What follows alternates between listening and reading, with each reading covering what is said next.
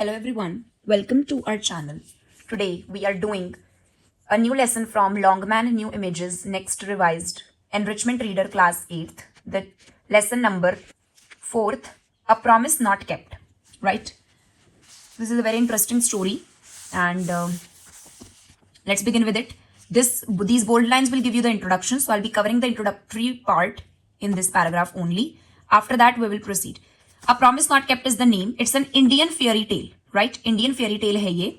और fairy tale का क्या मतलब होता है? एक ट्रेडिशनल फॉक स्टोरी जिसके अंदर कुछ मैजिकल एलिमेंट्स होते हैं, कुछ ऐसी चीजें होती हैं जो रियल में एग्जिस्ट नहीं करती. Like for example you can say like a dog speaking like human beings or a dragon who is speaking talking like us, right? So these are not the real things but these are used in the fairy tales, and fairy tales usually convince moral values, moral lessons to the readers, and they are passed on from generations to generations.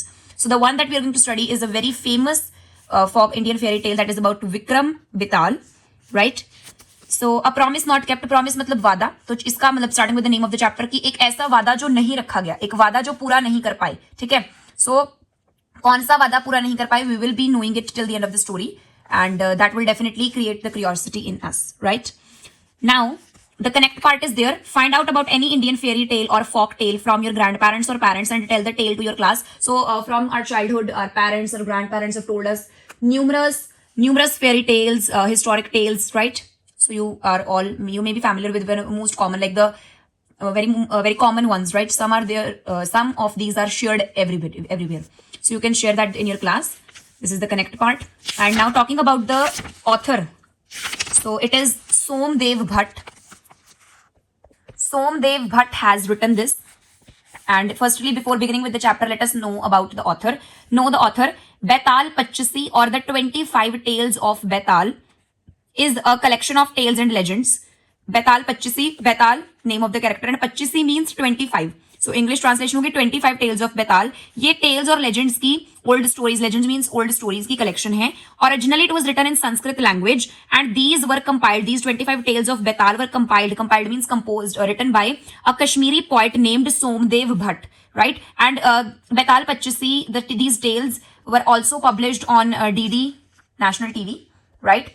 Like real human beings played the characters and entire story was screenplayed. It was so loved by the audience that in 1985 it was telecasted for the first time, and after that in 1988 it was again presented to the audience because it was very much loved by the audience. And one more thing that I'm telling you here, in this part, know the author. The spelling of Betal is Baital, but in the entire chapter, wherever the word Betal will be coming, it is spelled as Betal. So this is the basic introduction about author we have done, and now let us proceed from the introduction.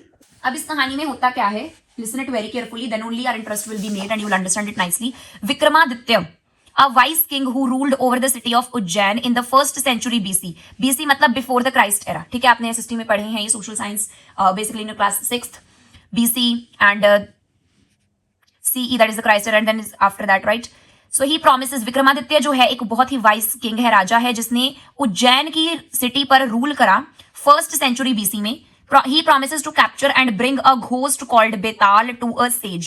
जो विक्रमादित्य राजा है ये वादा करता है कि ये capture करेगा, capture मतलब कब्जा करेगा, पकड़ेगा और ब्रिंग मतलब लेकर आएगा एक भूत को जिसका नाम बेताल है. A ghost called Betal is the name. To a sage, sage मतलब एक ऋषि, एक वाइस मैन, एक सेंट आप कह सकते हो. सेज का मतलब है ऋषि. After he confronts Betal, confronts मतलब जब राजे का सामना होता है बेताल के साथ, जो घोस्ट है, जो बेताल है, वो प्रॉमिस करता है to accompany Vikram on one condition. तो विक्रमादित्य ने एक सेज को प्रॉमिस करा to bring Betal to him, and ghost promises, ये जो बेताल है ये वादा करता है विक्रम को. Vikram is the same as Vikramaditya. Vikramaditya is the long full name and instead of that Vikram is the short name used in the story, right? So it is the same thing, they are not two different persons, same person, long name short name. तो जो एक condition पर ghost करता है, मतलब ghost promise करता है कि मैं तुम्हारा I'll accompany, मतलब मैं तुम्हारा साथ दूंगा, मैं तुम्हारे साथ सिर्फ एक कंडीशन पर चलूंगा. किंग विक्रम, वो कंडीशन क्या है? King Vikram must not utter a word during the journey.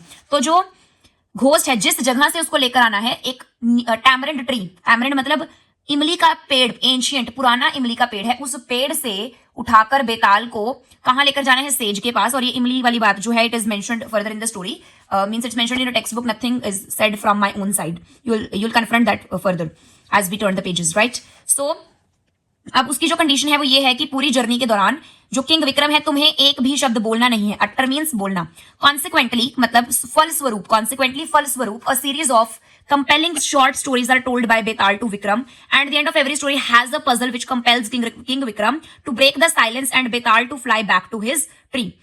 तो फलस्वरूप क्या करता है, अब ये कंडीशन उसने रख दी, तो अब जो बेताल है जिस मतलब जैसे वो जर्नी शुरू करते हैं तो जर्नी के दौरान क्या करते हैं, बहुत बेताल जो है विक्रम, किंग विक्रम को बहुत सारी शॉर्ट स्टोरीज बताता है. Compelling means thrilling, adventurous stories बताता है, शॉर्ट स्टोरीज, जिस वजह से और स्टोरीज बताता है, और हर एक स्टोरी के जो एंड में एक पजल होती है, और इस पजल, इस क्वेश्चन, इस क्यूरियोसिटी की वजह से हर स्टोरी के बाद जो किंग विक्रम है वो अपना वादा तोड़ देता है. ही ब्रेक्स द साइलेंस, और जैसे ही वो अपना मतलब when he utters words, right, so it forces Betal to fly to the tree. क्योंकि अब बेताल ने कंडीशन रखी थी तुम बोलोगे नहीं, लेकिन as soon as king Vikram speaks Betal flies back to the tree and then and the procedure continues. However, in conclusion, the king does manage to maintain his silence at the end of the last story and thus succeeds in his quest to get Betal to the sage. लेकिन जो last story है उसके दौरान जो राजा है king Vikram वो अपनी silence maintain करता है.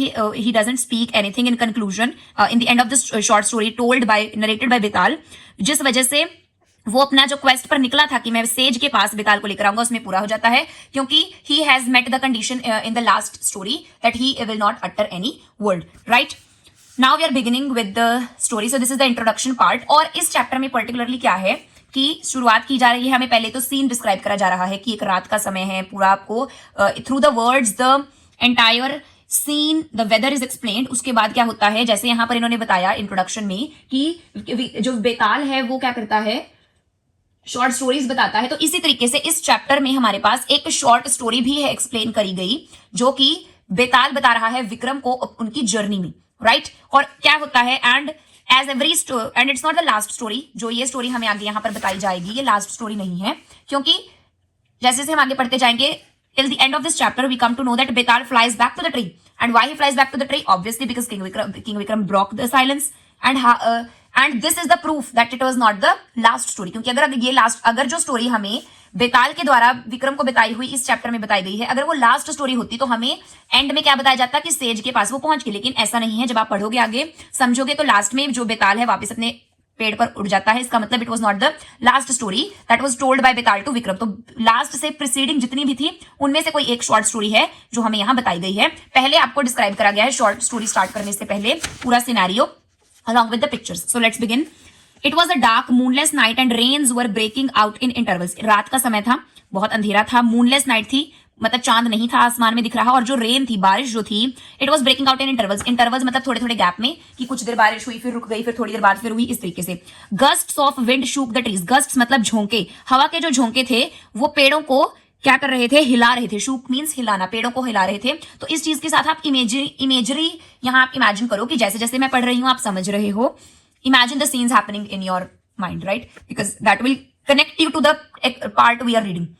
Right? There were strange noises and in between the thunderclaps, the mourning of jackals could be heard. अजीब अजीब strange मतलब अजीबो गरीब आवाजें थी, noises थी. और थंडरक्लैप्स मतलब बिजली की कड़क के बीच बीच में जैकल्स की मॉर्निंग मतलब उनके रोने की आवाज भी सुनी जा सकती थी. कि बिजली कड़की, जैसे बिजली कड़क के थोड़ी रुकी तो जैकल्स की आवाज आई, फिर एकदम से बिजली कड़की. ठीक है ना. जैकल्स क्या होते हैं, omnivorous एनिमल्स होते हैं, and you might have seen them in cartoons or like some mythical mythological stories.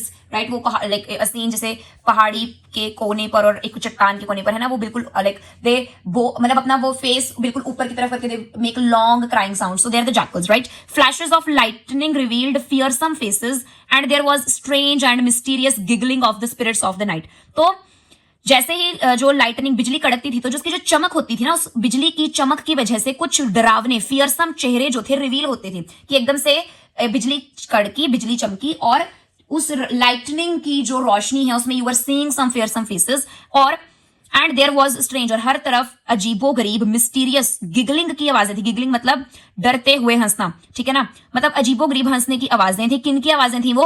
Of the spirits of night, आत्माओं की आवाजें थी. जैसे कोई आत्माएं यहां भटक रही हैं रात के समय में. After this now we are on to the next page.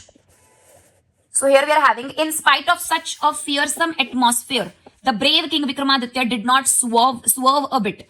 In spite मतलब बावजूद, इतने ज्यादा डरावने एटमॉस्फेयर, एटमॉस्फेयर यानी कि जो आसपास का जो सारा माहौल था, एटमॉस्फेयर यहाँ पे माहौल के लिए यूज करा गया है कि इतने डरावने माहौल के बावजूद भी जो बहादुर राजे विक्रमादित्य थे वो बिल्कुल भी स्वर्व नहीं हुए। स्वर्व मतलब भटके नहीं, अपने लक्ष्य से वो भटके नहीं। And the meaning of swerve as mentioned in your text book is, swerve का मतलब है यहाँ पर to change direction suddenly, specially in order to avoid hitting somebody or something. यानी कि इतना डरावना माहौल था, हर तरफ से आवाजें आ रही थी, बिजली कड़क रही थी, गिगलिंग की आवाजें थी, जैकल्स के रोने की आवाज थी और पेड़ बहुत शूक हो रहे थे ड्यू टू गस्ट्स ऑफ विंड। लेकिन इतने भयानक एटमॉस्फेयर में भी किंग विक्रमादित्य बिल्कुल भी अपनी, उन्होंने सडनली कभी डायरेक्शन चेंज नहीं करी।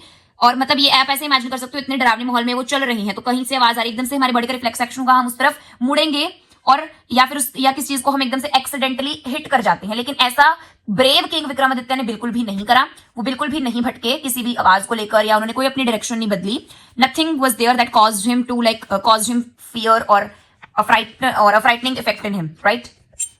He climbed the ancient tamarind tree to bring down the corpse, and soon he began crossing the desolate cremation ground with the corpse lying on his shoulder. King Vikramaditya ancient पुराने tamarind tree, इमली के पेड़ पर चढ़े। क्यों चढ़े वो किसको उतारने के लिए? To bring down the corpse, corpse होती है लाश, किसकी लाश? बेताल की। And soon he began crossing the, और उसको अपने कंधे पर उन्होंने डाला। And he began crossing the desolate cremation, desolate मतलब कि सुनसान, बिल्कुल सुनसान जो क्रीमेशन ग्राउंड जिसमें वो चल रहे थे, जहां का पूरा ये मूनलेस डार्क नाइट का with interval with rains in intervals जो पूरा हमें एक्सप्लेन करा गया है, उस क्रीमेशन ग्राउंड जहां पर शव देह जो होते हैं, मतलब कि डेड बॉडीज जहां पर होती है, दैट क्रीमेशन ग्राउंड, उनके अंतिम जो संस्कार किए जाते हैं, राइट। तो उसको वो उस रास्ते को, उस क्रेमेशन ग्राउंड को, सुनसान एरिया को वो पार करने लगे with the corpse lying on his shoulder, and the corpse was lying on his shoulder. Now we have a picture here and this will help us visualise the entire scenario very nicely. Picture है आपकी text book में, देखो यहाँ पर। So this is king Vikramaditya, you can see he is having a crown on his head and his all the appearances like a king, like with those gold ornaments, and a sword in his hand is also there. And this is Betal, the corpse. And in some places we also see that Betal is the vampire, कहीं जगह लिखा मिलता है he's a vampire, ठीक है। तो वो कंधे पर इन्होंने अपना रख लिया है। You can see this like his ears, very long ears, the color of his body, his long nails with teeth, very sharp canines, right? After that, after observing these characters, now look at the background here. It's a dark night is shown here, moonless it is, no moon is shown in the picture, and cremation ground it is, and it is सुनसान इलाका, कोई आसपास नहीं है, पेड़ हैं, gusts of wind है। तो काफी अच्छे से पूरे सिनेरियो, पूरी उसको इस पिक्चर में समझाया गया है। Now let's begin with this paragraph. Beetal that possessed the corpse spoke. Beetal that possessed the corpse spoke. अब जो लाश थी उसके अंदर बेताल मतलब बेताल ने उस कॉर्प्स को पोजेस कर रखा था, ठीक है ना। क्योंकि इसने, राजे ने क्या बोला कि मैं उसको बेताल को लेकर आऊंगा सेज के पास। और हमने चैप्टर में अभी जो हमने पढ़ा वो क्या पढ़ा कि पेड़ पर जब वो गए, उन्होंने एक लाश को कंधे पे उठाया। तो अब लाश के अंदर बेसिकली बेताल ने उस लाश के अंदर अपना घर किया हुआ था एक तरीके से। So Betal was living in that corpse, right, he was possessing the corpse, ठीक है। इसी बेताल को पकड़वाना था, किसको? ऋषि को, सेज को, right, you get it. O king, he spoke. अब बेताल ने बोला, O king, I pity you as you are making untiring efforts without relaxing, as if you wish to achieve something. O king, हे राजा, मैं तुम्हारे ऊपर दयनीय हूं, पिटी हूं, क्योंकि तुम बहुत ही ज्यादा अनटायरिंग एफर्ट्स कर रहे हो बिना रिलैक्स करे, ठीक है ना। क्योंकि अब इसे तो अपना प्रॉमिस पूरा करना ही है ना। तो एवरी टाइम, अब हमने क्या पढ़ा कि ये अपनी साइलेंस ब्रेक करता है, and Betal goes back to the tree. तो बार बार उसको करना पड़ता है ना, वो वापस पेड़ पर जाएगा, फिर वो रास्ते में चलेंगे, लेकिन फिर से अपनी ये जो मतलब मौन व्रत है एक तरीके से वो तोड़ देता है because of the curiosity and the puzzle, ठीक है, जिस वजह से वो वापस पेड़ पर चला जाता है। तो बार बार he is making the efforts, ठीक है ना, as if you wish to achieve something, कि तुम इतने एफर्ट्स कर रहे हो जैसे तुम्हें कुछ अचीव करना हो। Instead of enjoying a comfortable sleep on a cosy bed, you are still coming after me, कि तुम राजा हो, एक कोजी बेड पर एक comfortable sleep, peaceful sleep enjoy करने की जगह तुम अभी भी मेरे पीछे आ रहे हो। You seem to be quite adamant, right, कि तुम काफी ज्यादा मुझे अटल लग रही हो, कि तुम अपना जो तुमने निश्चय किया है, जो भी तुमने अचीव करना है, तुम उसको लेकर काफी अटल हो। You are making untiring efforts one after the other, you are not giving up. Such arrogance may not help you keep your promise if you have given one to anybody. लेकिन जो तुम्हारी ये जो एरोगेंस है ना, कि तुम मतलब इस चीज को, जो तुम्हारे अंदर गर्व है और तुम काफी ज्यादा एडेमेंटली बिहेव कर रहे हो, तो ये जो कॉर्प्स के अंदर जो बेताल है, ये उसको कह रहा है कि ये जो तुम्हारा बिहेवियर है, this arrogance that you are having, it will not help you to keep your promise, ठीक है ना, कि तुम्हें अगर तुमने किसी से वादा करा है, अगर तुमने किसी से वादा करा है और उस वादे को पूरा करने के लिए तुम ये जो अनटाइंग एफर्ट्स कर रहे हो, तो तुम्हारा एरोगेंस जो है it will not help you keep your promise. इससे तुम्हारे प्रॉमिस में you will not be able to keep your word, you will realise the futility of the whole thing if only you listen to my story. तो अब जो बेताल है वो उसको कह रहा है कि तुम्हारे एफर्ट्स का कोई फायदा नहीं है। फ्यूटिलिटी मतलब यूजलेसनेस, व्यर्थता, कि इस पूरी चीज की जो फ्यूटिलिटी है, जो यूजलेसनेस है जो तुम कर रहे हो, ये तुम्हें तभी समझ आएगी जब तुम मेरी कहानी सुनोगे। एंड हम अब यहां से अब इस पैराग्राफ के बाद हमें एक कहानी यहां पर बताई जाएगी। सो बेसिकली कैरेक्टर्स के अंदर अब और कैरेक्टर्स आएंगे। अभी तक तो दो ही कैरेक्टर थे, एक king Vikramaditya and second Betal, corpse के अंदर जो बेताल है, एंड थर्ड हमने कैरेक्टर तो नहीं है वो, लेकिन उनकी बात की गई है कि सेज है, मतलब उनका there is no dialogue of him, nothing is there, लेकिन सेज है जिनके पास इसको लेकर जाना है, राइट। लेकिन अब बेताल क्या करता है, he narrated this story, Betaal then narrated this story, narrated मतलब सुनाई, ठीक है, किसको सुनाई, किंग विक्रमादित्य को। So now let us read the story. अब हम बिल्कुल एक अनदर फेज में आ चुके हैं। आप इसको कैसे इमेजिन करोगे कि इसी एरिया में वो चलते जा रहे हैं, कंधे पर बेताल है, बेताल जो है अब कहानी सुनाएगा किंग विक्रमादित्य को, and at the end he will be asking some questions, और because of the puzzle the king will break his silence, that will cause here the violence of the condition that was laid down by Betal, and he will fly back to the tamarind tree. अब जो यहाँ पर story है, it is the ruler of Kishan Nagar, ठीक है, ये हमारी अब यहाँ से स्टोरी शुरू हो गई है। This has nothing to do with king Vikram और बेताल, बस ये स्टोरी है, स्टोरी में कैरेक्टर्स हैं, उनकी इंट्रोडक्शन मिलेगी आपको यहाँ पर। किशानगर का राजा है राजेंद्र, राजेंद्र का नाम, Rajendra is the ruler. He was a kind and courageous king, बहुत ही दयालु और निडर राजे थे वो। He was a good ruler and cared about his people very much, as he would not do anything unjust. काफी अच्छे राजा थे और अपने लोगों का, अपने जो उनकी प्रजा थी, काफी उनका ध्यान करते थे कि वो उनके लिए कुछ भी गलत नहीं करेंगे, अनजस्ट नहीं करेंगे। He would always stay fair. His subjects were happy and contented, काफी खुश थे, एंड कंटेंटेड मतलब कि संतुष्ट वो थे काफी अपनी लाइफ में। He was very happy and he was always on to this quest that I am never gonna do anything unjust. He was true to his people. They had no problems, कोई उनको problems नहीं थी। उनकी जो queen थी, his queen was Prema. Prema was the wife of Kishanagar's ruler Rajendra. She gave birth to a beautiful daughter Sona, right? So their princess is Sona, beautiful daughter Sona, and she is the only child, being an only child. She is the only child of Rajendra and Prema. सोना enjoyed a lot of freedom, तो क्योंकि वो सिर्फ अकेली ही बच्ची थी अपने माँ बाप की, राजा रानी की, तो उस वजह से उसने काफी फ्रीडम जो है, she enjoyed a lot of freedom. She grew up clever not only in studies but in the use of the bow and arrow and sword. तो जैसे जैसे वो बड़ी हुई, वो पढ़ाई में तो अच्छी है ही थी, लेकिन पढ़ाई में ही अच्छी नहीं थी, वो बो एंड एरो, धनुष का इस्तेमाल करने में और स्वॉर्ड तलवारबाजी में बहुत होनहार थी, उन्होंने काफी उनमें सीखा था। She learned the art of self defence. When she reached marriageable age, her parents began searching for a suitable husband for her. जब वो शादी की उम्र में, marriageable age मतलब कि the age when she was like mature, she was developed physically, mentally, emotionally to get married. So at that time, her parents, Prema and Rajendra, began searching for a suitable husband for her. But Sona disagreed with their proposal as she had definite ideas and views of what her ideal partner should be. लेकिन सोना ने उनके जो proposal थे उनको disagree करा अपने parents के प्रपोजल्स के साथ, क्योंकि सोना के अपने मन में स्पष्ट, डेफिनेट मतलब स्पष्ट आइडियाज थे और व्यूज थे कि जो उसका पार्टनर है, life partner, how ideal it would be, he should be. तो उसके मन में मतलब एक दिमाग में पूरे आइडियाज एंड व्यूज थे अपने फ्यूचर हस्बैंड को लेकर। Now here comes the dialogue basically, और something that was said by Sona to his father Rajendra. Dear father, I want my husband to be highly skilled in fighting. मेरे प्रिय पिताजी, मैं चाहती हूं कि मेरे हस्बैंड बहुत ही ज्यादा स्किल्ड हो फाइटिंग में, highly skilled. He should be able to overpower me in fight, कि मुझे जीत ले वो फाइट में, क्योंकि वो खुद कितनी अच्छी थी फाइट में, हमने पहले पढ़ा है स्वॉर्ड में, बो एंड एरो। तो वो चाहती है कि मैं चाहती हूँ कि वो मेरा जो हस्बैंड होगा वो मेरे को भी लड़ाई में हरा दे, ओवरपावर मी, यानी कि मेरे को जीत ले। If ever our kingdom faces an enemy in future, कभी भी अगर हमारा राज है इसके अगेंस्ट अगर कोई एनिमी फ्यूचर में होगा, तो जो मेरा हस्बैंड है, he should be able to fight and defeat them in war, कि मेरे हस्बैंड के अंदर इतनी कैपेबिलिटी होनी चाहिए कि वो एनिमी के साथ लड़ सके और वॉर में, जंग में उनको हरा सके, हमारे एनिमीज को। If you agree to this condition then you may make an announcement. अगर आप मेरी इस कंडीशन को एग्री करते हैं, जो मैं अपने हस्बैंड मतलब हस्बैंड चूज सिलेक्ट करने के लिए जो मेरी कंडीशन है, अगर आप इस कंडीशन से एग्री करते हैं तो आप एक अनाउंसमेंट जो है करवा सकते हैं किंगडम में and all these things, right. The king and queen were very proud to hear about their daughter's thoughts. राजा रानी अपनी बेटी के जो विचार थे उनको सुनकर बहुत खुश हुए, बिकॉज अच्छे विचार हैं। The announcement was made in Kishanagar as well as in the neighbouring kingdoms. आसपास के जितने राज्य थे, इलाके थे, और जिस इलाके की वो बेटी थी, मतलब कि वहां की जो प्रिंसेस थी, उस इलाके में, आसपास के इलाकों में अनाउंसमेंट करवाई गई, राइट अनाउंसमेंट करवाई गई कि जो राजकुमारी सोना है उनका बेसिकली उस टाइम ना स्वयंवर होते थे, राइट स्वयंवर होते थे। सो इस चीज के लिए अनाउंसमेंट की गई, right.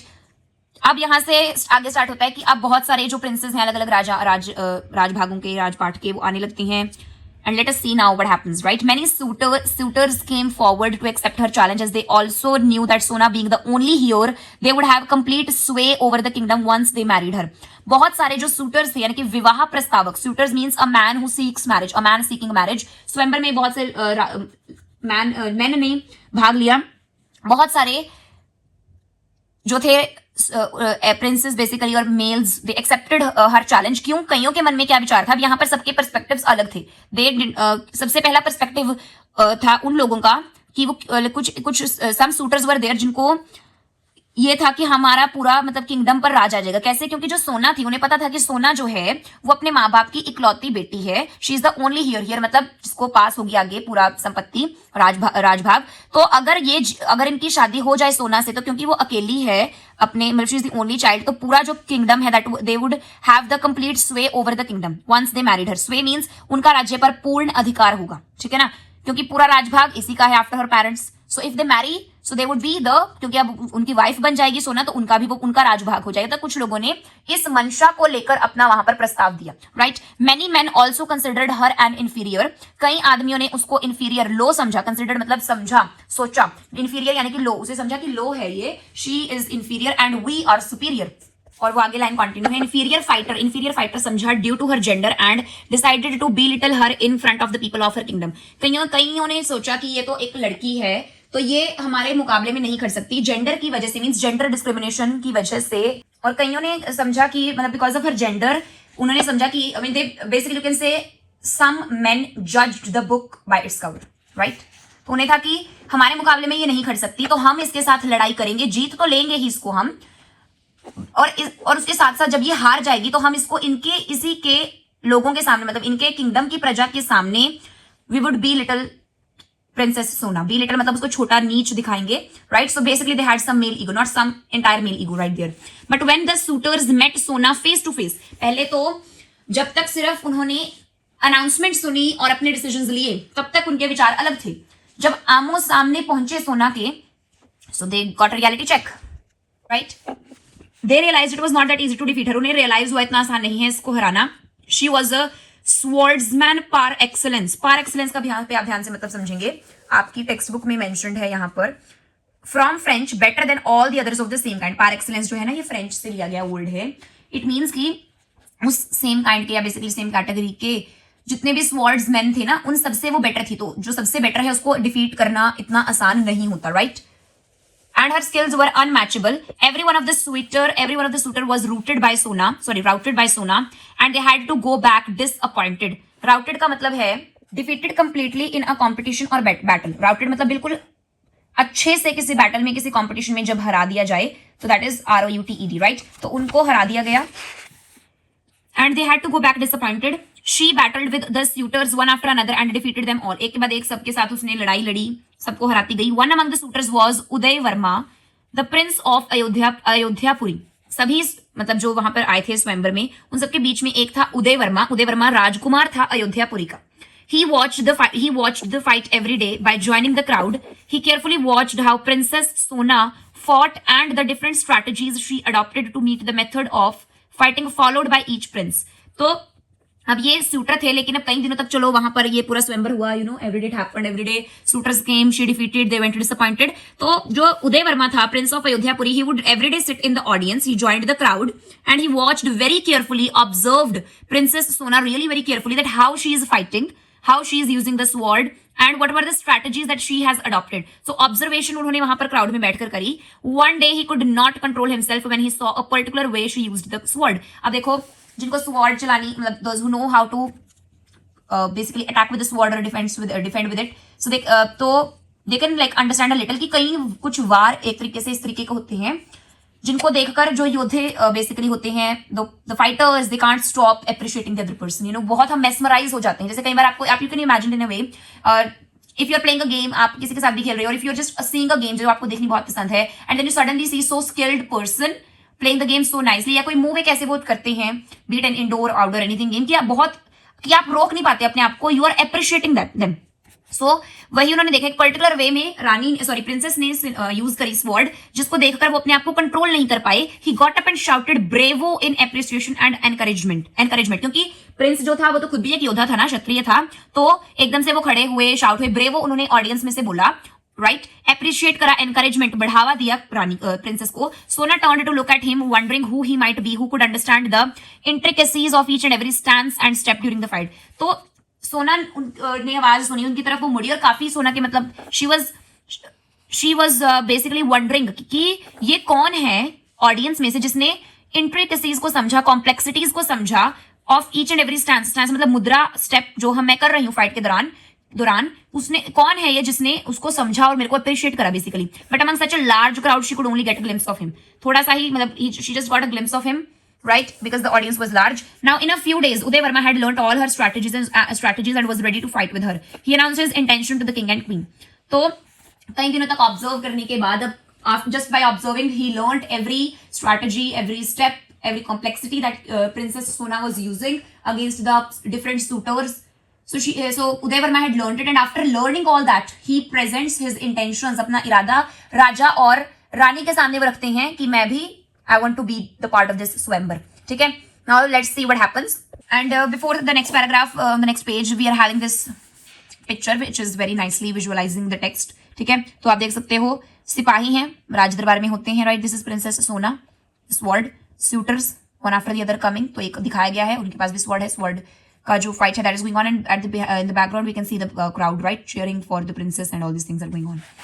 After this we are into this paragraph. The two fought cleverly. अब जो उदय वर्मा है और जो रानी जो सोना है, they fought very cleverly and fiercely. पूरे जमकर बहुत अच्छे से उन्होंने फेयर प्ले लड़ा. Neither of them was prepared to surrender to the other. दोनों में से कोई नहीं एक दूसरे के सामने हार मानना चाहता था. During her fight, सोना tried all her tricks. लेकिन उदय वर्मा हर एक को easily, हर एक मूव को, हर एक ट्रिक को he was able to meet each one of them, क्योंकि कितने दिनों से वो ऑब्जर्व कर रहा था ना, सो उनको उदय वर्मा को पता था what will be done by Sona, right. She soon discovered that he was a good swordsman and that she should not be able to subdue him so easily. तो प्रिंसेस जो थी वो काफी जल्दी ही मतलब फाइट के दौरान उन्हें पता लग जाता है कि ये लड़का जो है Uday Varma, he is a very good swordsman और इतना आसान नहीं होगा मेरे लिए इसको हराना, इसको सबड्यू करना. Soon Sona was defeated by Uday Varma. She stopped the fight and joined her parents. ठीक है ना, अब सोना हार गई इसमें, उदय वर्मा डिफीटेड हिम, तो फाइट वहां रुकी, उसने फाइट रोक दी. And after that she went to her parents, joined her parents मतलब जहां उसके पेरेंट्स खड़े थे, Rajendra and Prema, she joined them. Cheers rose from the audience who were watching the proceedings very eagerly. बेसब्री से जो ऑडियंस थी उस पूरी प्रोसीडिंग को, कार्यवाही को देख रही थी, क्योंकि it was going on like it continued for many days. Suitors came, defeated by Sona, they went disappointed. अब ये he was the first and the only suitor who defeated Princess Sona. So cheers rose from the audience. और audience को explain करा गया है यहाँ पर, basically उनके लिए यूज करा गया कि दे वर वेरी ईगर. ऑब्वियसली ऐसा होता है, कभी भी कोई मैच चले, बीट अ गेम और anything, the audience is always very curious, right? When Uday Verma came forward to present himself to the king and queen, Sona recognized him as the one who had cheered her in encouragement the other day. जैसे ही उदय वर्मा आगे आया अपने आप को रानी और राजा के सामने present करने के लिए, तो सोना ने पहचान लिया कि ये वही लड़का है जिसने कुछ दिन पहले या ऑन द अदर डे मतलब जो दिन बीत गया था उसमें मेरे को चीयर करा था, एनकरेजमेंट में मतलब खुशी में मेरे को बढ़ावा दिया, चीयर करा ऑडियंस से. सोना ने उसको पहचान लिया. Although she got a just a glimpse of him, but still she recognized as he came forward to her parents, right? We are on to the next page. She asked Uday Verma and he confessed to it. तो उन्होंने रानी ने पूछा, princess सोना ने पूछा कि क्या तुम वही हो जिसने मेरे को ऑडियंस से चीयर करा था. तो इस बात पर उदय वर्मा ने कन्फेस करा, यानी कि इस चीज को स्वीकार करा, यस कि मैं वही हूं जिसने आपको ऑडियंस से चीयर करा था. Now Sona knew how he had succeeded in overpowering her. अब सोना को पता लग गया था कि किस तरीके से इसने मेरे को मतलब हराया. She came forward and said to him that my condition was that I would marry anyone who would defeat me in the contest. Though you have defeated me, O king, I cannot marry you. You yourself find out the reason. तो अब जो princess है वो कहती हैं कि मेरी condition ये थी कि जो भी मेरे को कंटेस्ट में हराएगा मैं उसी से ही शादी करूंगी. हालांकि तुमने मेरे को हरा दिया है, लेकिन मैं फिर भी तुमसे शादी नहीं कर सकती. इसका जो कारण है वो तुम खुद से ही ढूंढ लो. ठीक है ना, इतना राजकुमारी ने बोला. and it was all done. There was pin drop silence. जैसे क्लास में टीचर बोलते हैं ना pin drop silence, finger on her lips. तो जैसे ही राजकुमारी ने ये चीज बोली, there was pin drop silence there. Uday Verma looked at Princess Sona intently, closely, मतलब बड़े ध्यान से और इरादे से Princess Sona को उदय वर्मा ने देखा. He thought for a while and said, "What you say is right, oh princess. I should not marry you." He bowed to her and left the palace for his kingdom. तो थोड़ा मतलब देखने के बाद रानी princess को उसने थोड़ा सोचा और बोला कि जो आपने कहा प्रिंसेस वो बिल्कुल सही है, मुझे आपसे शादी नहीं करनी चाहिए. I should not marry you.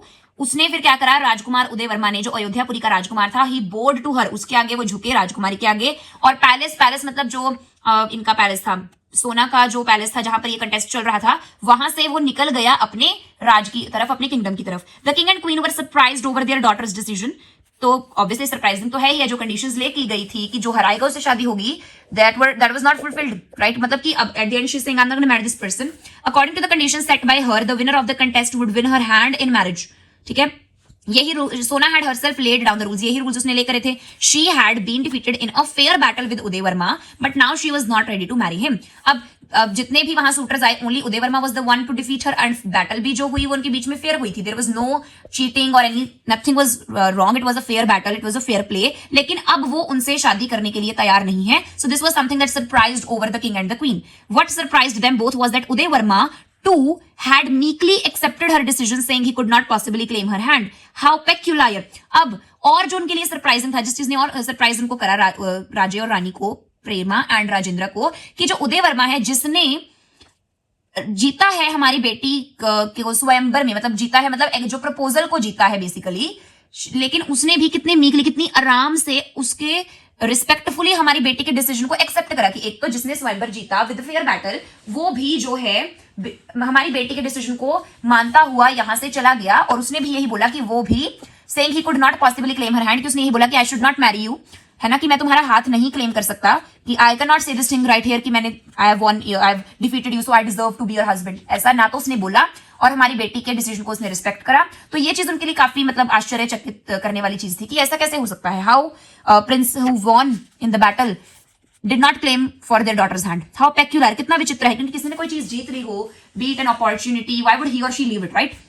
And when it was a good thing and it was won with the fair battle, like without any cheating or anything, they were unable to ascertain the cause. अब जो राजा और रानी थे, वो इस cause यानी कि कारण को पता नहीं लगा पाए. ascertain मतलब पता लगाना. They were not able to find it. ठीक है, तो यहां तक हमको सिर्फ इतनी स्टोरी बताई गई है. अब देखो क्या है कि for the first time readers, जिन बच्चों ने पहले इस चैप्टर को ना पढ़ा है ना समझा है, उनके लिए यहां तक क्या होगा कि आपके मन में क्वेश्चन रहेगा. When I read this chapter for the first time, the same happened with me as well.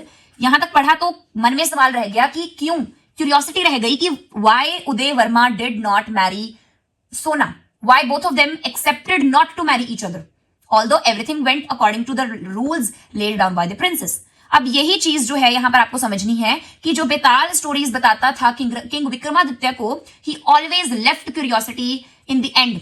Questions छोड़ देता था which forced King Vikramaditya to utter words, जिस वजह से उनका कंडीशन ब्रेक हो जाती थी. He would fly back to the tamarind tree. ठीक है, तो यहां तक स्टोरी है. अब यहां पर फिर से बेताल और विक्रम की बात आ जाती है. Betal concluded the story and asked king Vikramaditya.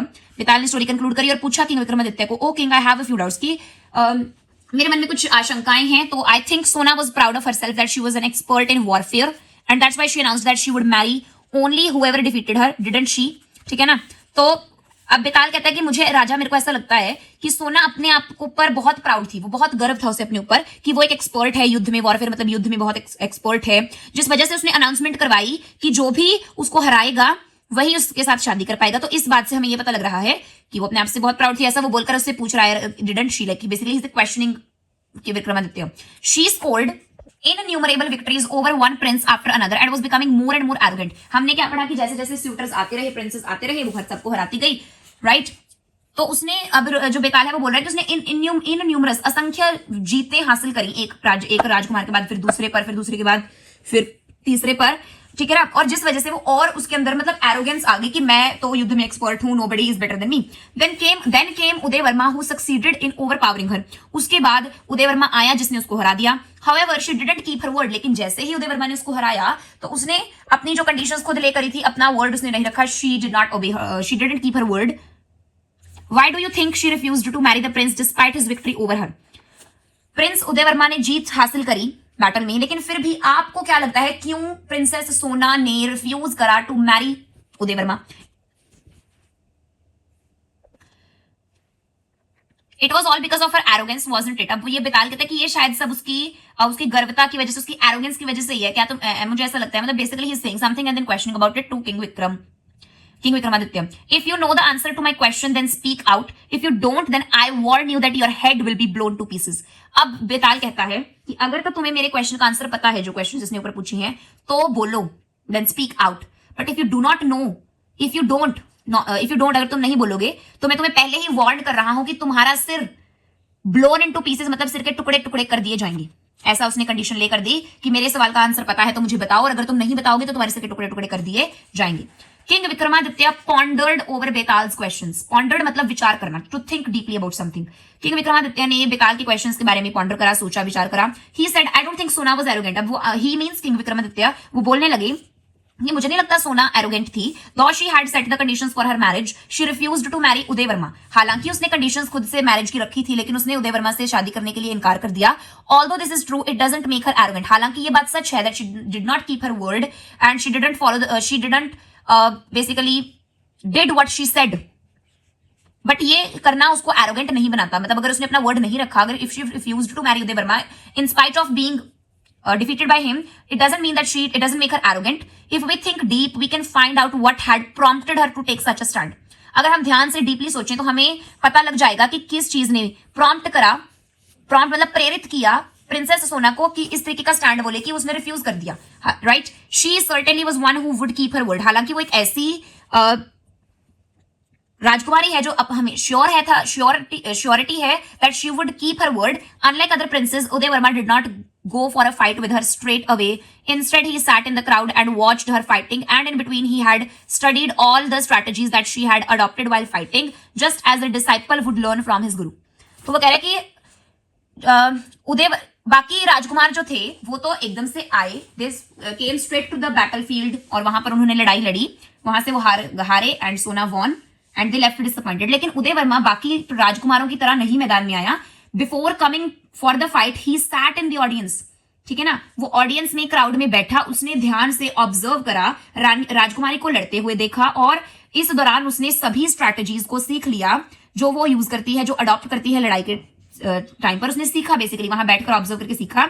इस चीज को कंपेयर करा गया है just as a disciple would learn from his guru, की जैसे एक गुरु से उसका जो चेला है, उसका जो शिष्य है, वो सीखता है। इसी तरीके से प्रिंस उदय वर्मा ने क्राउड में बैठकर सारी चीजें ऑब्जर्व करके सीख ली, किससे? राजकुमारी सोना से। A teacher can not marry his or her student. एक टीचर अपने ही बच्चे से, मतलब उसका जो स्टूडेंट है, उससे शादी नहीं कर सकती या नहीं कर सकता, his or her. It's a universally accepted fact. ये यूनिवर्सली एक्सेप्टेड फैक्ट है। Once father, mother and teacher are all revered like a god. किसी का भी जो पिता है, किसी की भी जो माता जी हैं, और उनका जो गुरु है, वो उनको रिस्पेक्ट करा जाता है। रिवर्ड मीन्स रिस्पेक्ट करा जाता है भगवान की तरह। तो टीचर का और उनके बच्चे का, हिज के साथ it should be her as well here, right? The relationship between a teacher and his or her student is more sacred than that between others. की बहुत पवित्र रिश्ता होता है एक गुरु शिष्य का, या गुरु या शिष्या का आप कह सकते हो, राइट? तो इस वजह से एक गुरु अपने शिष्य से या शिष्या से शादी नहीं कर सकता। Their relationship is more sacred than any another bond. That's why Sona went back on the condition she herself had stipulated. इस वजह से सोना ने उस कंडीशन को वायलेट कर दिया जो उसने खुद से तय करी थी। स्टिपुलेटेड मींस तय करना, क्योंकि उसने रिकॉग्नाइज कर लिया ना कि ये तो वही है जिसने मेरे को ऑडियंस से चीयर करा था। और फिर उसने जब उसको पूछा राजकुमार से, तो उदय वर्मा ने कन्फेस भी करा था that yes I am that one guy, right? Sona realised that Uday Varma was first her student and then a suitor and she was not willing to accept that relationship for the purpose of marriage. सोना ने realise करा कि उदय वर्मा पहले उसका student था, क्योंकि उदय वर्मा ने उसको ऑब्जर्व करके उससे उसकी सारी स्ट्रैटेजीज सीखी और फिर जंग करी। मतलब कि जंग नहीं करी, basically they had the contest right over there.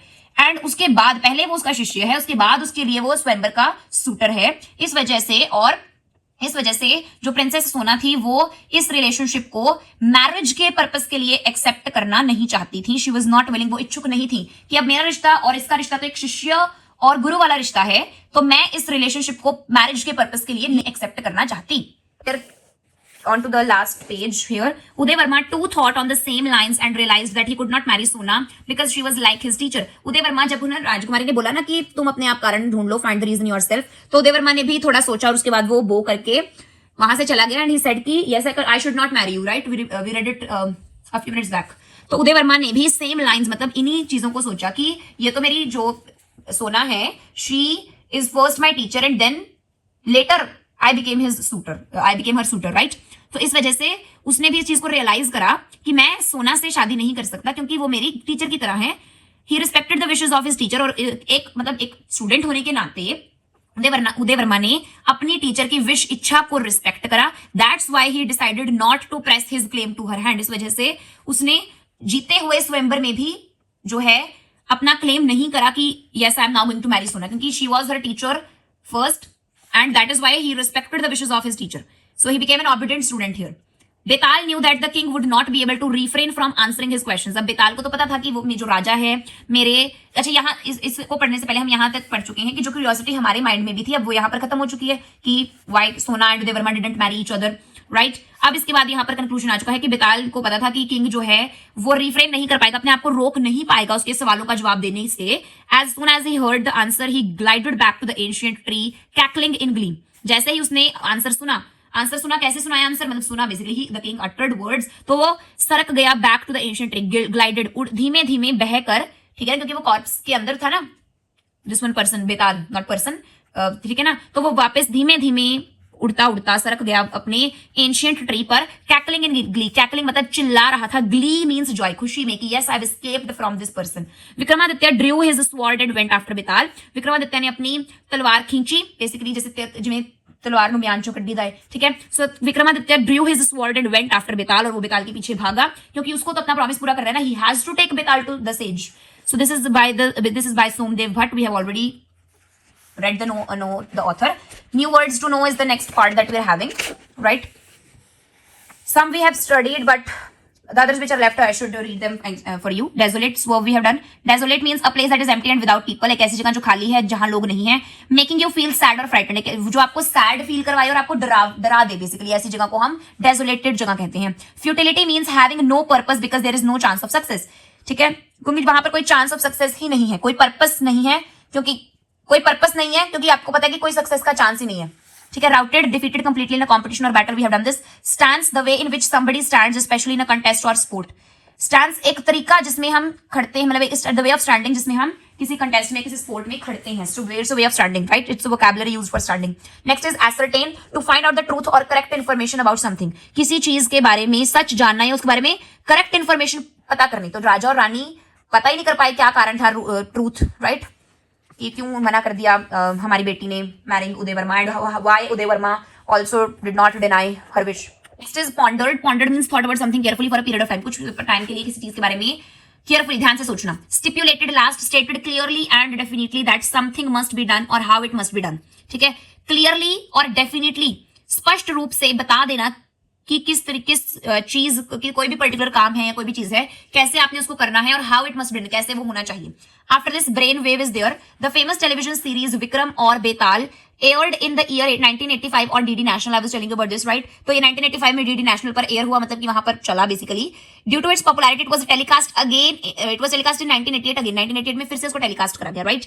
After this we have consolidated part, and now since we have done everything, every single word of the chapter is done. So you can easily answer these questions, answer and check, answer these questions. First is why did King Vikramaditya climb the ancient tamarind tree? क्यों climb करा? ताकि corps को ले आए वो अपने कंधे पर. Corpse that was possessed by Betal, और कॉर्प्स को क्यों ले जाना था? क्योंकि he had promised to take Betal to the siege. What did he bring down from the tree? He brought a corpse. Second, on what condition did the ghost Betal promise to accompany King Vikramaditya? His only condition was that during the entire journey from that tamarind tree to the sage, King Vikramaditya would not utter a word. If he did so, then Betal would fly back to the tamarind tree. Third question, who was Sona and what condition did she set for her marriage? Sona was the only child of King Rajendra and Queen Prema, and he was the king of Kishanagar था वो, ठीक है. और जो condition थी वो ये थी that any swordsman, any warrior who would defeat her in the sword fight would be the one whom she would marry. How did Uday Verma manage to defeat the princess? Fourth question. Uday Verma sat in the crowd, observed all the complexities, all the strategies adopted by adopted by princess for several days. And after that, when he learned all the strategies of the princess, then he presented his intentions to the king and queen and managed to defeat the princess. Fifth, what does Betal do on hearing the answer of King Vikramaditya? तो जैसे ही king Vikramaditya answer सुनता है जो questions उसने पूछे थे, तो वो क्या करता है, ये जो लास्ट पैराग्राफ ने पढ़ना पिछले पेज पर, यही उसका आंसर होगा, that he glided back to the ancient tree cackling in glee. वो वापस से उस ancient tree पर सरकता हुआ, धीमे धीमे बहता हुआ चला गया, and he was cackling in glee, he was cackling in joy, right? So one last thing that is left is that I told you that the meaning of this, a promise not kept, we shall know till the end, right? तो a promise not kept कि कौन सा promise नहीं रखा गया, king Vikramaditya ने क्या promise करा था कंडीशन पर कि मैं कोई भी वर्ड अटर नहीं करूंगा, I will not utter any word. क्यों उसने ऐसा बोला? क्योंकि कंडीशन थी ना, और अब कंडीशन तो माननी पड़ेगी, जिसको लेकर जाना है उसकी कंडीशन मानो, राइट? तो बट हमने क्या देखा कि king Vikram could not refrain himself from answering questions of Betal. तो जो वादा उसने करा था वो वादा वो नहीं रख पाया. A promise not kept. And alternatively इसका one more accordingly we can have is कि जो राजकुमारी सोना है उन्होंने प्रॉमिस नहीं रखा. कौन सा प्रॉमिस? उन्होंने क्या कहा था, कंडीशंस खुद ले करी थी, I would marry the one who would defeat me. But Uday Varma in spite of defeating princess Sona was not able to claim her hand, ठीक है ना, खुद से, क्योंकि फिर वहां वो पूरा हमने पढ़ लिया कि टीचर एंड स्टूडेंट वाला वो सारा आ गया. तो वो प्रॉमिस ने रखा था, मतलब कंडीशन थी खुद के, she didn't kept her word, she did not keep her word, right? So I hope this is clear to you, and for any doubts you can tell me. Thank you for watching the video.